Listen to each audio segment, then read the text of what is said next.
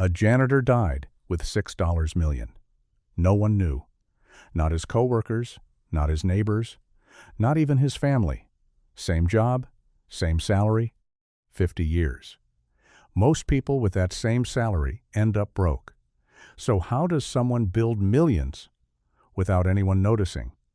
And more importantly, how do you do the same thing starting today? Part 1. The real reason your money keeps vanishing. Here's something nobody wants to admit. Most people who struggle financially aren't lazy. They're not irresponsible.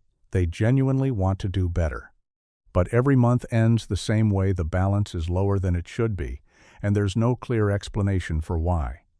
The answer isn't what you think. Psychology calls it ego depletion. Every choice you make throughout the day draws from the same mental reservoir. What to have for breakfast, how to respond to a difficult email, whether to take the highway or the back road.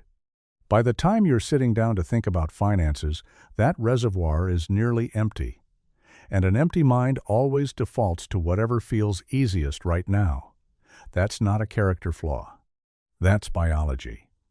But there's a second force working against you that's even more powerful: proximity. The moment money appears in your account, your brain quietly reclassifies it as spending money regardless of what it's actually earmarked for. A strong balance doesn't signal security.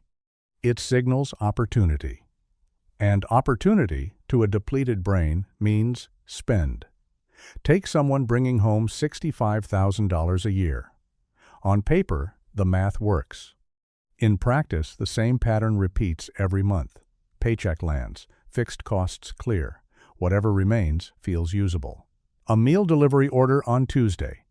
A forgotten subscription. A purchase that felt completely reasonable at the time. By week 3, the account is running thin again. The income was never the problem. The system was. Traditional budgeting tries to solve this with more tracking, more categories, more reviews. But tracking doesn't stop the spending. It just documents it more precisely. A system that requires constant conscious effort will eventually be abandoned. That's not pessimism. That's how human attention works. The real solution doesn't fight the pattern. It removes the pattern entirely. Part 2. One decision that does the work for you. Here's what separates people who quietly build wealth from everyone else. They stopped relying on daily discipline and built a system that works while they're not thinking about it. That system is automation, but not the kind most people use. Most people automate defensively. They set up automatic payments for rent, utilities, credit cards, subscriptions. Everything they owe gets handled first. Their future gets whatever survives. That's automation working entirely against you. The switch is simple but total. You automate offensively. The morning after every paycheck, before a single bill is touched, a fixed transfer moves directly into a savings account or investment platform. Your future self is paid first. Every obligation that follows gets what remains. Within a few weeks, you've adjusted to the new baseline without noticing the difference. Consider a teacher paid bi-weekly. Instead of waiting until month end to see what's left over, she set up a transfer for the day after each paycheck. By the time she checked her balance, the money was already gone, sitting in an index fund, growing without her involvement. She didn't feel the sacrifice because there was no moment of decision. The choice had already been made. This applies just as directly to investing. Most brokerage platforms today allow automatic recurring purchases of low-cost index funds. Every scheduled transfer buys a fraction of the entire market. No research required, no timing required, no attention required. Someone who automated $30 a week into a broad market index fund starting in 2010 would have accumulated well over $25,000 by now. Not from skill, not from timing, from a system that never stopped running. Automation works because it replaces 100 future decisions with one present decision. After that single setup moment, willpower becomes completely irrelevant.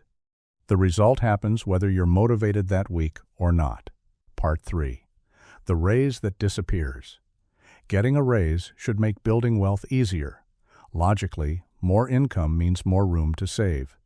In practice, it almost never works that way. Within 3 months of a salary increase, most people's spending has risen to meet it. Not dramatically, just quietly. A slightly upgraded gym membership, groceries from the nicer store, an extra streaming service, parking closer to the office. Each change feels minor. Together, they absorb the entire raise before the year is out. Behavioral economists call this hedonic adaptation. The brain normalizes every new income level within weeks. What felt like a luxury in February becomes the baseline by May. And once it's the baseline, removing it feels like deprivation, even if you only had it for a few months. The countermove is what some experts call a spending anchor. The moment a raise is confirmed before the first new paycheck arrives, you increase your automated investment contribution by the full amount of the increase. Your lifestyle never learns what it was supposed to receive. So it never misses it. An accountant who received a $7,000 annual raise made one change before his first updated paycheck. He increased his index fund contribution by $580 a month. His spending didn't change, his lifestyle didn't notice, but over the following 3 years, that single decision added over $22,000 to his investment account before returns were even factored in. The raise didn't disappear. It just went somewhere different first. Experts describe this as converting income into assets before habits can convert it into expenses. Every raise you anchor this way permanently shifts your financial trajectory, not because of the amount, but because of the timing. The money moves before the lifestyle upgrade becomes a new normal. Part 4. Why visible wealth is fragile. There's a pattern among people who consistently build serious wealth that almost nobody talks about. They're impossible to identify. They don't look the part. The neighbor with the modest sedan and the unremarkable house might be sitting on 7 figures. The colleague who never mentions money and always seems slightly behind on trends might be completely financially free. You wouldn't know. That's intentional. In an environment that constantly rewards financial visibility, sharing the promotion, posting the renovation, announcing the investment, keeping your finances private, feels almost strange. But every public disclosure creates a new set of complications. Comparisons, expectations from family, subtle social pressure to spend in ways that match what people think you can afford, requests that are hard to decline once your situation is known. Real financial autonomy is the ability to make decisions based entirely on your own priorities, not on managing other people's perceptions of your money. Privacy is what makes that possible. This discretion often extends into how assets are held. Many serious wealth builders structure their investments through entities holding companies, trusts, limited partnerships that keep personal identity separate from public ownership records. What appears in county records or corporate filings is a business name, not a person. The individual behind it remains invisible. The practical effect goes beyond legal protection. When fewer people know what you own, fewer people have opinions about what you should do with it. Fewer conversations you didn't invite. Fewer obligations you didn't sign up for. The mental space that frees up quietly improves every financial decision you make. The janitor built $6 million over 50 years without a single person noticing because there was nothing to notice. Ordinary car. Ordinary house. Ordinary life on the surface. Below it, a system running quietly, compounding steadily, completely undisturbed. That invisibility wasn't accidental. It was the strategy. Part 5. The layer most people never reach. Once the systems are in place, automation running, lifestyle anchored, finances kept private, something shifts. Wealth stops feeling like something you're chasing and starts feeling like something that's happening in the background. You check your balance less. You stress about money less. Not because the numbers are necessarily large yet, but because the direction is certain. The system is working whether you're watching it or not. This is what behavioral compounding looks like. The financial habits reinforce themselves. A growing balance makes future discipline easier. Each successful lifestyle anchor makes the next one feel natural. Each year of privacy reduces the social noise that derails so many financial plans. The behaviors compound alongside the money. Most people never reach this layer because they're still fighting the willpower battle every month, still trying to budget harder, still planning to start properly after the next raise, still waiting for the moment when it finally feels manageable.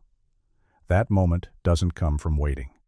It comes from automating one transfer, anchoring one raise, and keeping one boundary between your finances and everyone else's expectations.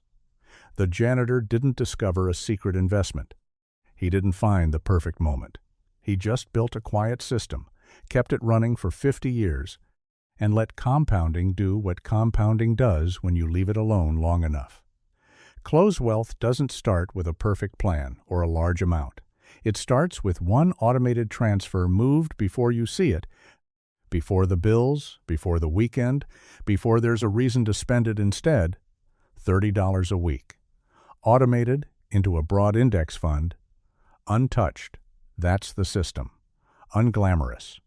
Unremarkable. Quietly devastating over time. Open your bank app right now and schedule one transfer. Pay your future self before anyone else. If this changed how you think about money, subscribe. Every week we run the numbers on how wealth actually gets built and why most people never see it coming. Leave a comment.